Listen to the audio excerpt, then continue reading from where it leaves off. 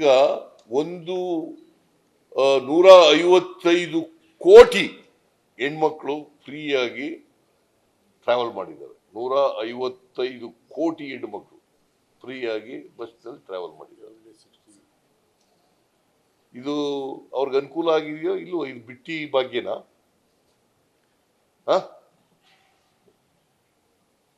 ನೀವು ಬಸ್ನಲ್ಲಿ ತಿರುಗಾಡಮಪ್ಪ, ಫ್ರೀಯಾಗಿ ತಿರುಗಾಡುತ್ತಾಯಿ ಬಡವರಿಗೆ ಹೇಳಿದ್ರೆ ಇದು ಬಿಟ್ಟಿ ಭಾಗ್ಯನಾ?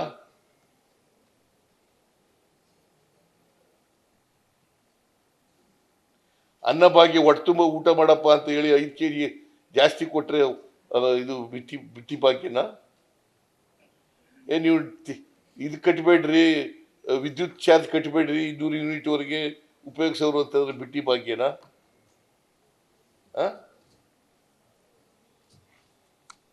2,000 ರೂಪಾಯಿ. ಈಗ 1,17,00,000 ಹೆಣ್ಮಕ್ಳು ಯಜಮಾನಿಯರಿಗೆ 2,000 ರೂಪಾಯಿ ತಿಂಗಳಿಗೆ ಕೊಟ್ರೆ ಅದು ಬಿಟ್ಟಿ ಭಾಗ್ಯನಾ?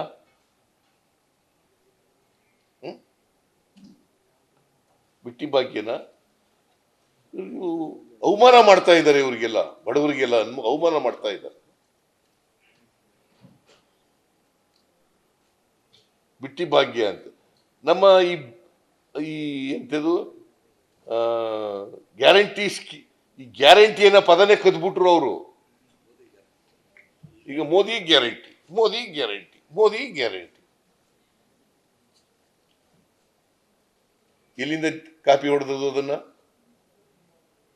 ನಮ್ಮಿಂದ ಅಲ್ವಾ? ನಾವು ಹೇಳಿದ್ದಲ್ಲ, ಹೇಳಿದ್ವಿ ಕಾಪಿ ಹೊಡೆದಿರೋದಲ್ವಾ?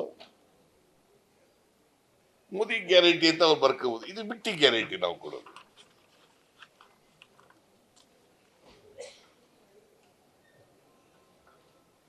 ಸೊ ನಮ್ಮ ಆಯವ್ಯಯ ಮುಂದಿನ ವರ್ಷಕ್ಕೆ ಮಂಡಿಸಿರ್ತಕ್ಕಂಥದ್ದು 2024-25ಕ್ಕೆ ಎಲ್ಲರನ್ನೂ ಒಳಗೊಂಡ ಸಾಮಾಜಿಕ ನ್ಯಾಯದ ಆಧಾರದ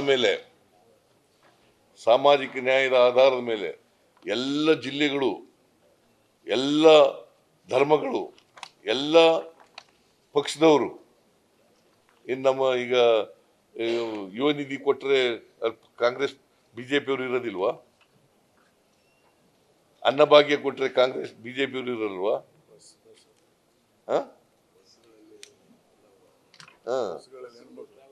ಎಲ್ಲ ಹೆಣ್ಮಕ್ಳು ಬಿಜೆಪಿಯವರು ಇರಲ್ವಾ? ನಾವು ಅದನ್ನ ನೋಡಲ್ಲ. ಬಡವರು, ಎಲ್ಲ ಜಾತಿ ಧರ್ಮದ ಬಡವರು, ಅದನ್ನ ಗಮನದಲ್ಲಿ ಇಟ್ಕೊಂಡು ಅವ್ರಿಗೆ ಕೊಂಡ್ಕೊಳ್ತಕ್ಕಂಥ ಶಕ್ತಿ ಹೆಚ್ಚಾಗ್ಲಿ ಅಂತ ಇವೆಲ್ಲ ಮಾಡಿದ್ದೀವಿ. ಇದು ಅಭಿವೃದ್ಧಿ ಅಲ್ವಾ? What is development according to them? What is development? ಕೊಂಡ್ಕೊಳ್ತಕ್ಕಂಥ ಶಕ್ತಿ ಡೆವಲಪ್ಮೆಂಟ್ ಅಲ್ವಾ?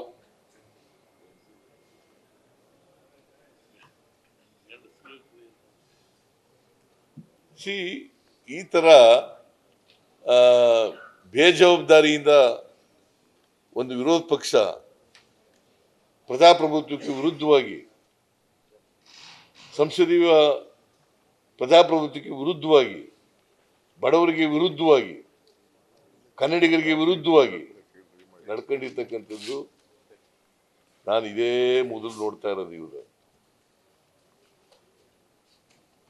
ಪಾಪ ಕುಮಾರಸ್ವಾಮಿನೂ ಅವ್ರ ಜೊತೆ ಸೇರ್ಕೊಂಡ್ಬಿಟ್ಟಿದ್ದಾರೆ. ಬಂದಿರೋದು ಏನು ಅಂತಂದ್ರೆ ಕುಮಾರಸ್ವಾಮಿನೂ ಅವ್ರ ಜೊತೆ ಸೇರ್ಕೊಂಡ್ಬಿಟ್ಟವ್ರೆ.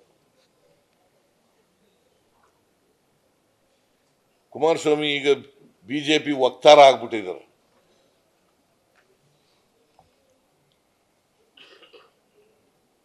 ಬಿಜೆಪಿ ವಕ್ತಾರ.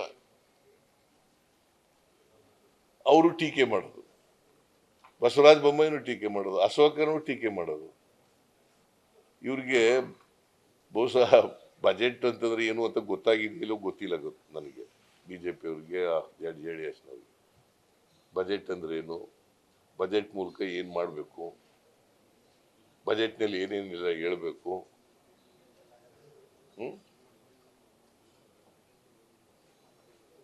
ಅದು ಕೇಂದ್ರ ಸರ್ಕಾರ ಅನ್ಯಾಯ ಮಾಡಿದೆ ಅಂತ ಹೇಳಿದ್ರೆ ಇವ್ರು ಸಹಿಸಕ್ಕಾಗಲ್ಲ ಅಂತಂದ್ರೆ ಏನ್ ಮಾಡೋದು?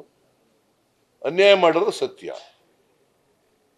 ಹಿಂಗೆ ಅನ್ಯಾಯ ಮಾಡ್ಬಿಟ್ಟಿದ್ದಾರಪ್ಪ ಅಂತ ಹೇಳಿದ್ರೆ ಅದು ಕೇಳಕ್ ತಯಾರಾಗಿಲ್ಲ ಅಂತಂದ್ರೆ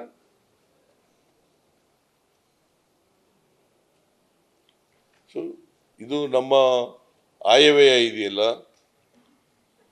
ದೂರದೃಷ್ಟಿ ಇರ್ತಕ್ಕಂಥ ಎಲ್ಲರನ್ನೂ ಒಳಗೊಂಡ ರಾಜ್ಯದ ಸರ್ವತೋಮುಖ ಅಭಿವೃದ್ಧಿಗೆ ಪೂರಕ ಆಗಿರ್ತಕ್ಕಂಥ ಆಯವ್ಯಯ.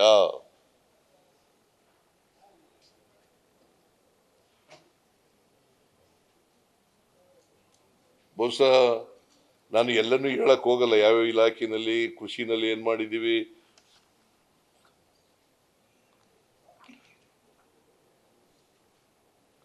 ಆಮೇಲೆ ಬೆಂಗಳೂರಿಗೆ ಏನ್ ಮಾಡಿದೀವಿ,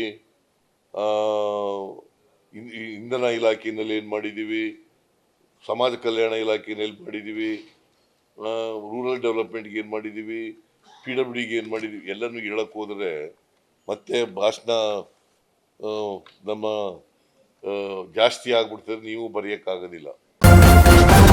ನ್ಯೂಸ್ ಫಸ್ಟ್ ನಿರ್ಭೀತಿಯಿಂದ ನಿಮ್ಮ ಪರವಾಗಿ.